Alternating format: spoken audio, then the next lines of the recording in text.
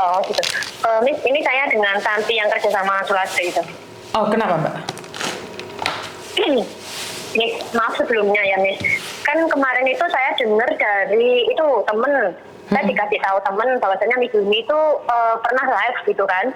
Bahwasanya si Sulastri itu ngomong ke Miss Yuni gitu kan. Kalau si Pak Tony itu tadi sebelumnya saya minta maaf. Itu selingkuhannya Sulastri gitu kan. Padahal saya sama sekali nggak pernah ngomong dengan majikan apapun. Dan saya itu, maaf sebelumnya Miss, saya nggak tahu kalau Pak Tony, yang namanya Pak Tony itu suaminya dari Miss Yuni. Gitu.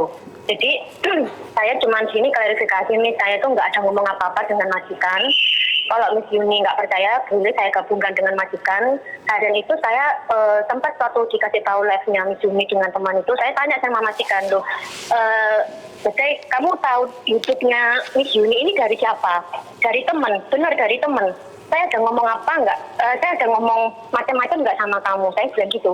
Terus saya bilang gini, enggak, kamu enggak ada ngomong apa-apa. Bahkan kamu selama ini selalu nutup-nutupi Sulastri. Dia tahu, dia bilang kayak gitu.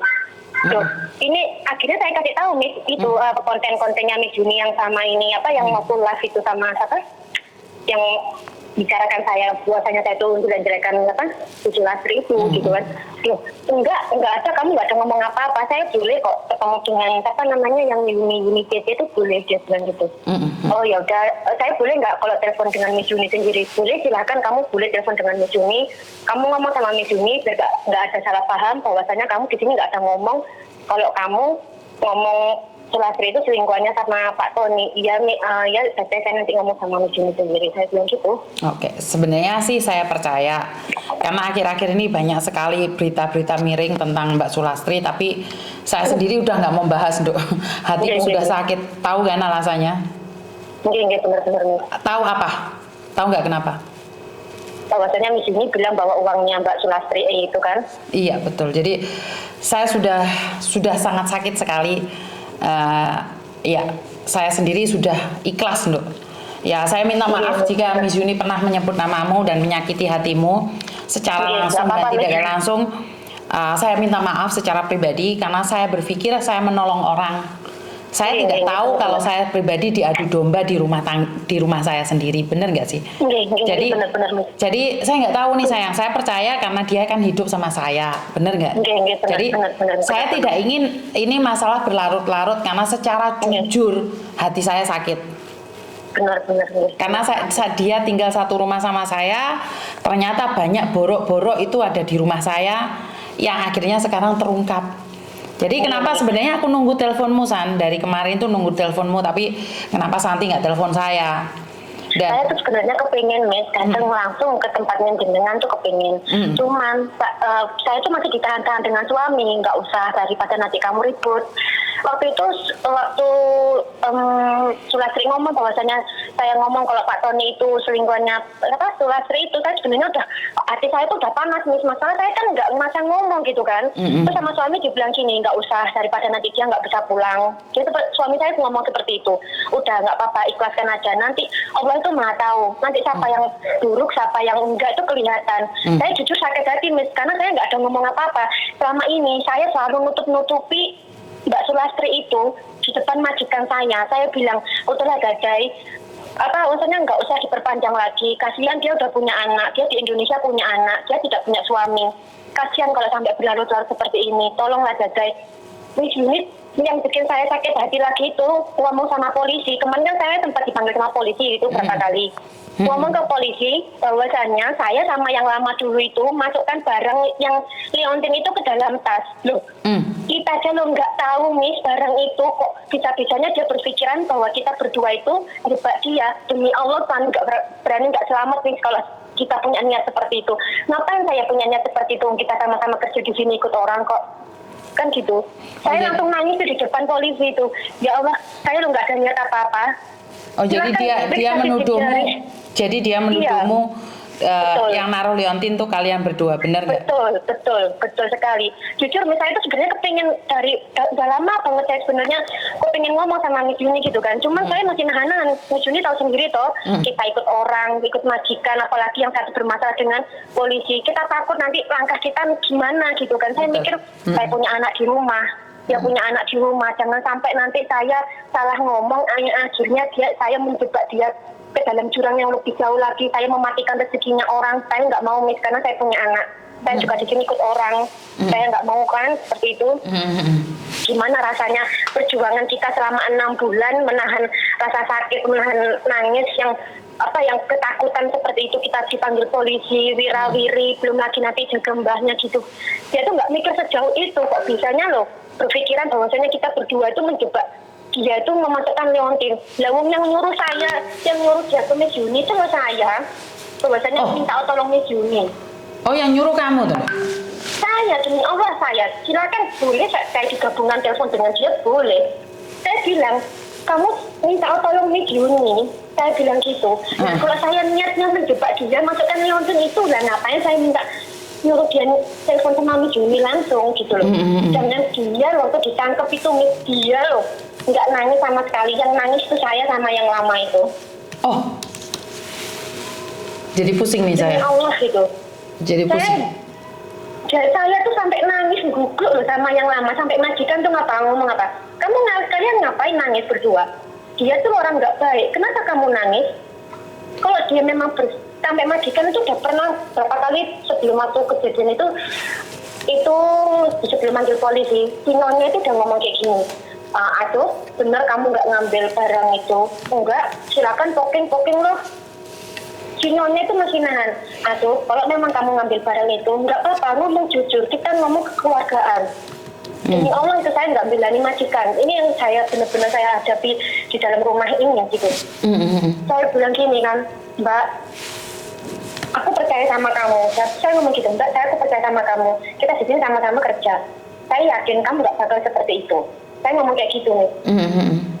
Tapi demi Allah Mbak, aku nggak ngambil. Iya, aku yakin kita nggak ada yang kayak gitu. Aku bilang gitu, niatnya kita mau kerja.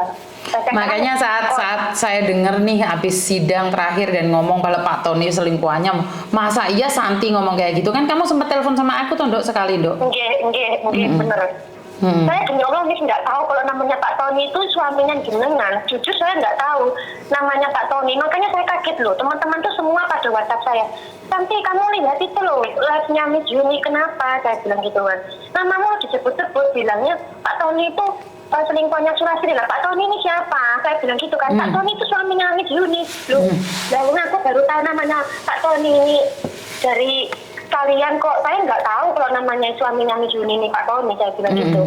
Dan Miss Yuni tahu nggak, selama YouTube-nya Miss Yuni yang bahas tentang Surasri itu nggak pernah saya cerita dengan majikan. Sama sekali nggak pernah. Dan nggak tahu kok tiba-tiba itu majikan itu yaitu sidang terakhir itu ngomong lagi nih, Asan, kamu selama ini selalu nutup-nutupi Azuki. Saya sempat berdebat gitu kan, kenapa saya bilang gitu kan, selama ini dia ditolong dengan YouTuber toh, kenapa kamu nggak ngomong sama saya? Loh, kamu tahu dari siapa? Saya bilang gitu.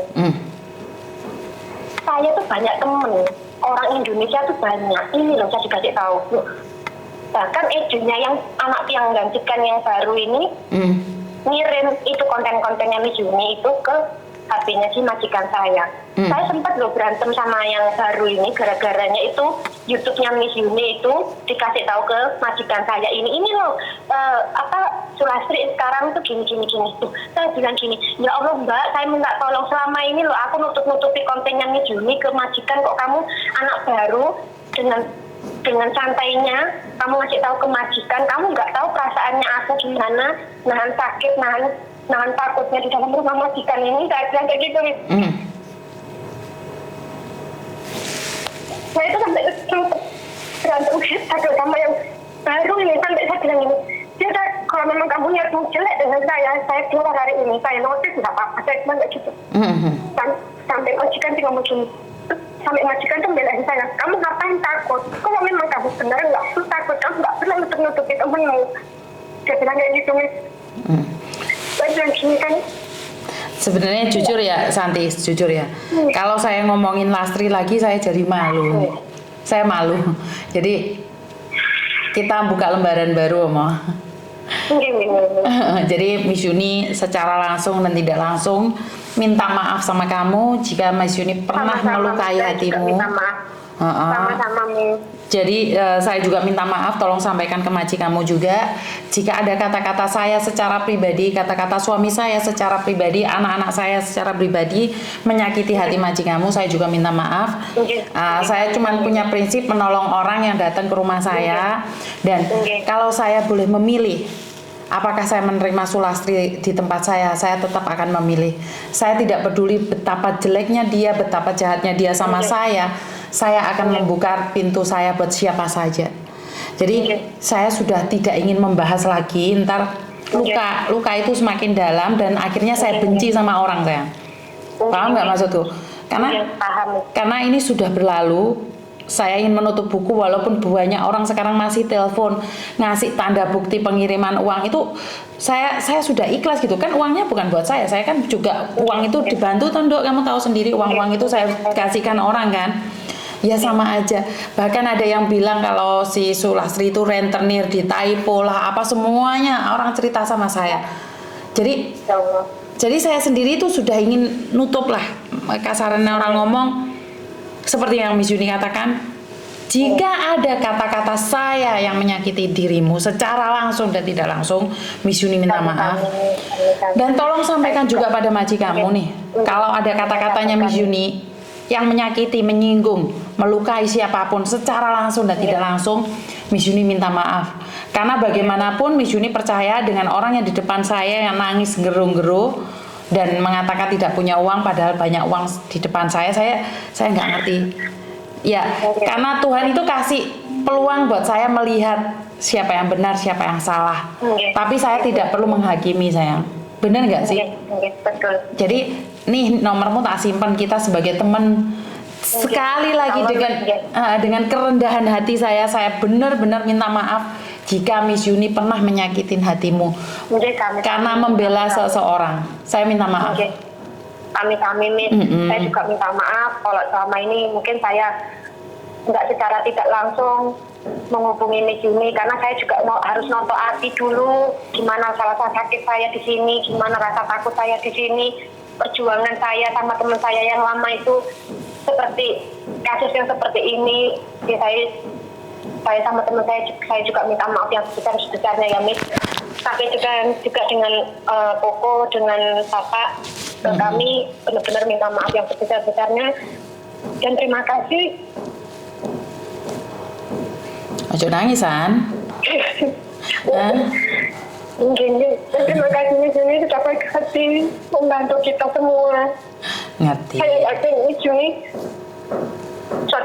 pasti sama Allah selalu dilindungi. Karena kalau secara langsung dan tidak langsung yang tersakitin parah itu Miss Yuni. Jadi Miss Yuni dibohongin dengan banyak hal. Miss Yuni mati-matian membela sampai ke kantor polisi, anakku menemani, ke labor menemani, dan ternyata kita dibohongin. Otomatis kan sebenarnya yang malu itu saya, sayang. Kalian saya sakitin, tapi saya menyakiti kalian dan saya nggak tahu ngomong apa, Dok. Nggak apa-apa, Miss. Yang bikin saya berani untuk bicara itu ada itu live-nya Miss Yuni itu dimasukkan di TikTok, terus ada yang komen gini, Santi, kamu punya mulut itu dijaga sama-sama orang Indonesia, kamu ngapain cari muka, kalau berani kamu keluar. Itu yang bikin saya akhirnya jadi berani untuk telepon dengan Miss Yuni, bahwasannya saya harus klarifikasi, saya tidak seperti itu. Ya Allah tuh maha adil, mungkin Allah menunjukkan siapa yang baik dan siapa yang buruk, itu aja. Cuman yang saya kagetnya kok bisa seperti itu, sampai uang donasi pun Miss Yuni yang udah bantuin pontang-panting seperti itu kok masih dinilai buruk gitu. Makanya saya pasti malu nih dengan maji kamu. Biar aku ngeleng-ngeleng maji kamu ternyata. Majikan saya memang orangnya keras nih, tapi dia sebenarnya perhatian, baik. dengan kita semua. Memang orangnya keras sekali orangnya, tapi jujur dia baik sebenarnya Miss. Ya itu. Kamu ada cerita nggak dengan kasus ini dengan majikanmu? Ternyata Miss Yuni pun kena gitu. Saya cerita semua yang dari kasusnya Miss Yuni dituduh bahwa uangnya 500 itu saya kasih tahu semua. Saya translate kan itu bahasa saya pakai bahasa Mandarin Miss, bukan pakai bahasa Kantonis. Nah, terus majikanmu bilang apa? Iya. Dia seperti ini, hah? Kok bisa? Dia bilang itu. Nah, akhirnya Yuni Cece tahu kan siapa yang baik, siapa yang buruk. Dia bilang gitu. Saya bilang gini, ya udahlah. Tapi Tuhan itu nggak tidur, dia bilang gitu. Tuhan itu nggak tidur, bahwasanya nanti siapa yang ketahuan buruk dan jelek, ya baik, dia bilang gitu. Mungkin kamu di Hong Kong lolos, tapi suatu saat kamu pasti kena, dia bilang majikan seperti itu. Tapi ya sudahlah, nggak apa-apa lah. Saya ikhlas, bagaimanapun dia punya anak, saya juga punya anak, saya juga punya cucu. Ya udahlah, nanti Tuhan yang menghakimi, bukan saya yang menghakimi, dia bilang seperti itu. Ya saya bilang gini, nanti saya boleh nggak datang ke rumahnya, si rumah singgahnya Miss Yuni, main-main loh, nggak apa-apa, silahkan. Kamu harus baik dengan semua orang. Saya keras sama kamu, tapi saya nggak mau melihat kamu tuh dilecehkan atau kamu dijahati dengan orang. Kamu harus benar-benar mengucapkan, walaupun saya sakit hati, dia bilang gitu Miss, dengan Yuni Cece, ya karena dia tidak tahu yang sesungguhnya Sulastri itu seperti apa. Ya udah nggak apa-apa, saya maafkan, dia bilang gitu. Saya juga mungkin ada kata-kata yang kasar, dia bilang gitu. Nanti kalau memang kamu main ke rumah singgahnya Yuni Cece, tolong sampaikan terima kasih dan saya minta maaf, dia bilang gitu. Saya bukan orang jahat, dia bilang gitu. Saya bukan sembarangan menuduh orang, dia bilang seperti itu Miss. Ya lain kali kamu datang ke rumahku, tak telepon ke dia, karena kan saya cuma mendengarkan saja satu pihak. Jadi saya percaya dengan satu pihak saja. Jadi saya minta maaf. Mungkin. Nanti insya Allah saya sampaikan. Nanti kalau misalnya saya ada libur, saya nanti insya Allah main ke rumahnya. Oke, siap. Aku ada di Kuntong sayang. Di Kuntong? Oh, bukan di Mangkok toh? Kuntong, dekat Mongkok tapi Kuntong. Oh, mungkin nanti kalau saya, insya Allah nanti saya Sabtu libur Miss, mungkin, tapi nggak tahu ya si nenek udah pulang dari rumah sakit atau belum. Nanti kalau misalnya saya libur, saya nanti pasti main ke sana. Pasti saya juga lagi kepingin ketemu dengan Miss Yuni lah secara langsung. Dengan Koko juga, saya juga harus mengucapkan terima kasih dan minta maaf dengan keluarga besarnya Miss Yuni. Saya yang minta maaf. Oke, makasih ya Santi ya. Oke, sami-sami nih, sami-sami. Terima kasih banyak Miss. Oke, Assalamualaikum. Waalaikumsalam. Oke, ada yang bilang di konten saya mengatakan lek golek cuan ojo nemen-nemen lek mitnah wong. Saya itu yang bingung, Mbak. Saya yang di tempat tinggalin. Kan nggak mungkin juga saya mitnah orang hanya untuk cari cuan. Jadi kalau kalian salah sangka, salah duga dengan apa yang saya lakukan, saya minta maaf karena saya tidak bisa menyenangkan banyak orang. Jadi kalau kalian merasa bahwa apa yang saya katakan itu tidak benar, ya monggo. Karena saya pribadi bukan manusia yang sempurna. Jika ada kata-kata saya menyakiti kalian secara langsung dan tidak langsung atau membuat kalian kecewa, ya saya minta maaf. Dan pokoknya kita selalu mencoba yang terbaik di dalam segala keadaan. Dan kalau ada yang tersinggung, saya minta maaf. Dan wassalamualaikum warahmatullahi wabarakatuh. Berkat Tuhan mengalir atas hidup kita semua. Semoga selalu hidup baik dan terima kasih. Bye.